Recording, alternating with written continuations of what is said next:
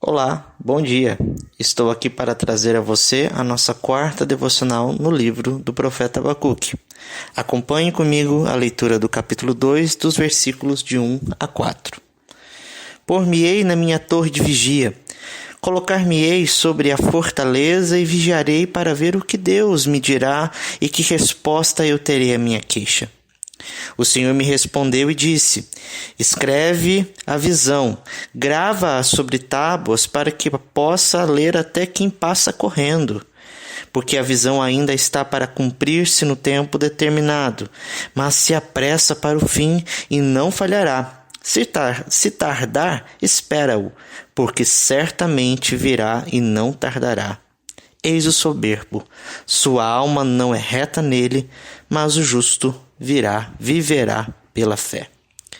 Depois de ter apresentado a sua queixa diante de Deus, devido à revelação que o profeta tivera a respeito da devastação causada pelos babilônios, que os babilônios causariam ao povo de Israel, então o profeta Abacuque ora diante de Deus mais uma vez, apresentando aquilo que estava em seu coração, de que um Deus santo, eterno, bom, era incompatível com todos os atos de crueldade que eram propostos por aqueles homens, por aqueles caldeus. Com esta dúvida e este questionamento no coração, Abacuque então se põe a esperar de Deus uma resposta a este dilema que muitas vezes tem estado na mente e no coração de tantos homens. Como um Deus bom pode usar o mal para os seus próprios fins, a fim de cumprir os seus propósitos? Portanto, a fim de dar uma resposta ao coração do profeta, Deus então permite que essa resposta venha até Abacuque e ele possa então descobrir aquilo que Deus está propondo, aquilo que Deus está fazendo a respeito deste assunto. Cabe notar aqui duas questões interessantes neste texto. A primeira delas é a postura do profeta, que é a sua espera pela resposta de Deus. Como nós falamos no último devocional, o profeta Abacuque ele se propôs a questionar a Deus a respeito dessas questões, porque ele entendia que o único alguém que poderia responder aos dilemas que ele estava vivendo era o próprio Deus. Por isso, no versículo 1, ele se propõe a esperar. E aqui ele se coloca numa postura humilde, de humildade e esperança. É que ele se põe como um vigia numa torre, esperando para que Deus respondesse a sua pergunta de forma humilde, entendendo que ele não tinha o conhecimento de todas as coisas, que ele não tinha como conhecer todas as coisas que estavam acontecendo e não tinha uma resposta adequada para isso. Por isso, ele se punha em humildade, ele confiou em Deus os seus anseios, ele confiou em Deus aquilo que estava mais perturbando o seu coração, na esperança de que Deus pudesse responder a ele. E ele se põe numa postura de vigia, velando pela palavra de Deus. Ele não esperava em outra coisa a não ser na palavra de Deus, na palavra que Deus revelaria a ele. Assim como Deus tinha revelado a ele a devastação que aconteceria com o seu povo de Israel, no capítulo 1, ele então sabia que da mesma forma Deus era o único que poderia dar a palavra para ele a respeito deste questionamento, a respeito deste dilema que ele estava experimentando nos seus dias. Aqui nos traz a grande lição de que se nós temos de esperar por alguma coisa, por alguma resposta, devemos esperar na palavra de Deus.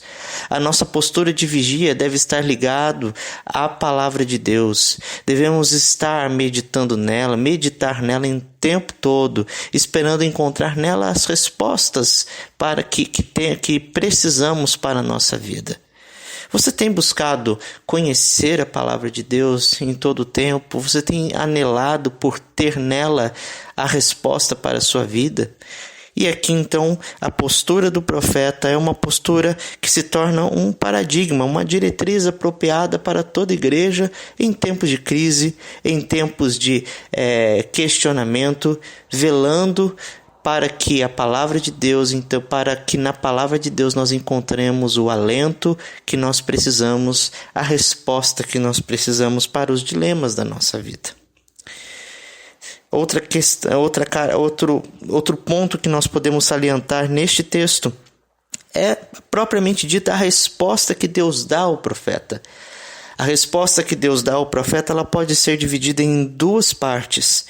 A primeira parte que abrange os versículos 2 e 4 e do 5 até o 20. Nesses primeiros versículos, do 2 até o 4, essa resposta ela está dirigida mais de uma forma geral, não está falando especificamente daquilo que o profeta está apontando de alguma forma muito direta. Está falando para algo que se cumpriria no tempo do fim.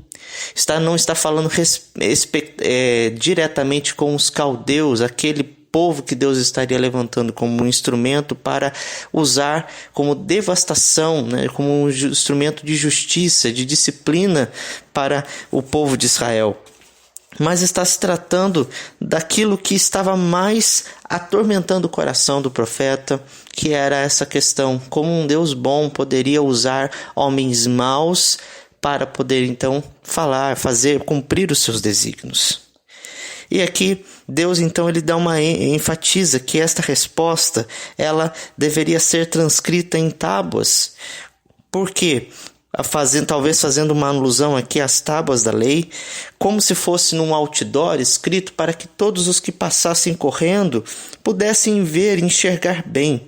Se tratava de uma visão, de algo que o profeta recebeu de Deus e que ele deveria comunicar ao outro, e que tem um caráter escatológico e infalível, ou seja, não era uma visão que estava para acontecer logo após aqueles dias da devastação dos caldeus, ou algo dizendo que Deus não iria permitir que os caldeus devastassem a terra de Jerusalém, mas algo que estaria para acontecer com o início do fim, ali quando o Messias apareceria, quando todas as promessas de Deus referentes à sua redenção estivessem se cumprindo com o envio do Messias, ou seja, de Jesus Cristo. Certamente a devastação viria, certamente a devastação do povo viria, o exílio, o povo seria levado para o cativeiro, mas Deus aqui mostra que essa palavra diz respeito a algo maior, uma redenção que transcenderia aquele momento específico da história e que se trataria de algo especial, de uma forma especial da redenção que Deus faria para com todos os povos da terra. Se trata de uma resposta que abrange a todos os povos e a todas as eras. Por isso ele diz, se tardar, espera, porque ela tem um tempo determinado para acontecer. Não vai acontecer agora, mas vai acontecer depois, quando tudo estiver se consumando, caminhando para o fim. Então eis que no versículo 4 Deus apresenta a grande visão, a grande palavra, a resposta àquilo que estava incomodando o coração do profeta. Eis o soberbo, como diz o versículo 4, sua alma não é reta nele, mas o justo viverá pela fé. E aqui ele apresenta 3 argumentos sólidos com esta afirmação. O primeiro é que o soberbo não pode ser reto. No soberbo não se encontra justiça alguma. O soberbo gosta de justificar em si mesmo, nas suas próprias obras. Ele nunca poderá encontrar justiça fora de si, porque ele não consegue olhar para fora de si. Ele simplesmente olha para dentro de si mesmo, buscando nas suas próprias atitudes, nos seus sentimentos, encontrar justiça em alguma coisa. Por isso eles não podem viver. E aqui essa palavra já foi dirigida aos caldeus. Deus sabia que aqueles homens não eram justos e nunca seriam justos, por mais que eles fossem usados como instrumentos de justiça. Deus sabia que o soberbo, diz ao profeta que o soberbo nunca poderia ser reto em seus caminhos. A segunda A segunda cláusula deste versículo nos mostra que o justificado pela fé deveria viver por meio de sua confiança imperturbável, por meio de sua confiança plena. Ele seria conhecido por viver diferente do soberbo. A resposta para o dilema de Abacuque estava na fé, na confiança plena. Ele deveria confiar em Deus, em quem Deus era, sabendo que Deus ele está controlando todas as coisas, por mais que as circunstâncias parecessem não estar favoráveis a ele e fossem más, e todas as questões que estavam acontecendo no mundo estivessem ali trazendo, impetando algum sofrimento sobre as pessoas. Deus chama o profeta a viver de uma forma, com uma confiança inabalável em quem Deus é. Justo aqui significa aquele que é declarado justificado, aquele a quem o juiz olha e declara que é inocentado, justificado por causa da lei, por causa do seu relacionamento com a lei de Deus. O justificado pela fé, no caso, que somos todos nós crentes em Cristo Jesus. O justificado pela fé deve viver por meio da sua confiança plena em Deus, em quem Deus é e naquilo que Deus faz. Talvez este seja o versículo, este é o versículo central de todo o livro de Abacuque, e que foi ali repetido por Paulo quando ele escreveu a sua carta aos Romanos, para mostrar que não era pelas obras que nós poderíamos justificar os homens, mas somente pela fé em quem Deus é e naquilo que Cristo fez. Foi este versículo a chave para toda a reforma protestante, que acendeu a luz no coração escuro de um monge agostiniano chamado Martinho Lutero.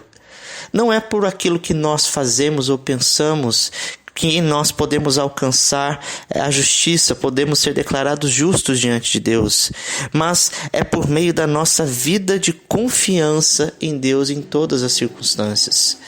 Abacuque estava sendo convidado a confiar em Deus apesar de toda a devastação que viria, apesar de tudo que aconteceria, a encontrar em Deus a sua esperança para continuar nos dias difíceis, e mesmo a sua fé no que diz respeito à sua própria salvação, que não era ele que ditava o que ele poderia fazer a respeito de si mesmo.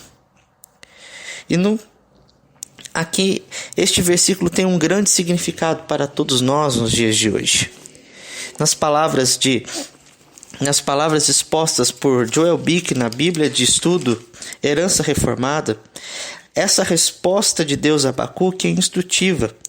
Ela não apenas revela o prazer de Deus com a oração de Abacuque, mas apesar de suas confissões expressarem sua confusão sobre as ações de Deus, revela o modo como os crentes devem viver em tempos de confusão. O fato de que o justo viverá pela sua fé abrange toda a experiência de sua vida. Devemos andar pela fé, não pela vista. A fé é a certeza de que Deus está no céu, sua glória está na terra e, portanto, tudo está bem, independentemente daquilo que vemos ou sentimos. Nem sempre podemos entender a razão, mas devemos viver na confiança de que Deus está soberanamente realizando o seu propósito em todas as coisas. Deus permanece soberano, Deus permanece com o controle de todas as coisas, e nós somos chamados a confiar nele, a ter uma experiência de fé conhecendo por quem ele é e por aquilo que ele fez por nós através de Jesus Cristo na cruz do Calvário. Em dias de tristeza, em dias de incerteza, em dias de confusão, em dias de divisão, nós somos chamados a confiar não em homens, mas em Deus, que certamente tem cuidado de nós em todo o tempo. Que Deus o abençoe.